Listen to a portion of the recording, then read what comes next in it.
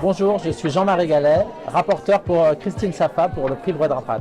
Christine Safa est une jeune artiste née en 1994, diplômée en 2018 et qui a depuis sa sortie de l'école des Beaux-Arts construit un travail autour de la mémoire, autour des souvenirs, un très beau travail de peinture entre abstraction et figuration où les corps et les paysages se mélangent, fusionnent.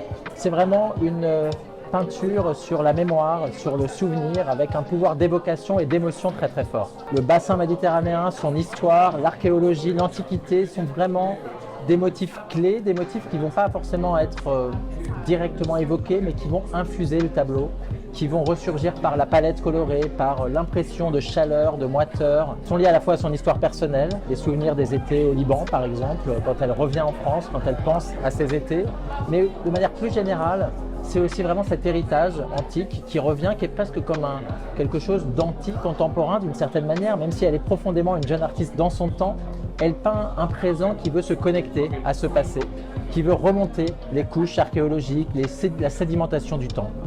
Christine Safa, paradoxalement, les choses qu'elle regarde, qui peuvent l'inspirer, elles sont souvent très personnelles, c'est ses expériences, ses souvenirs, c'est des voyages.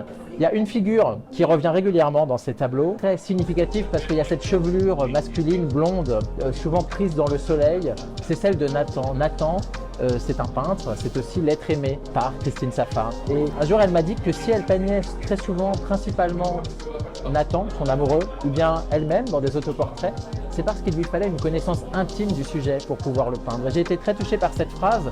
Elle ne se permet pas de peindre quelque chose, que ce soit un lieu, un paysage ou un visage, un corps, si elle ne le connaît pas intimement. Et je crois que cette intimité, c'est ça aussi qui fait naître l'émotion dans ses peintures.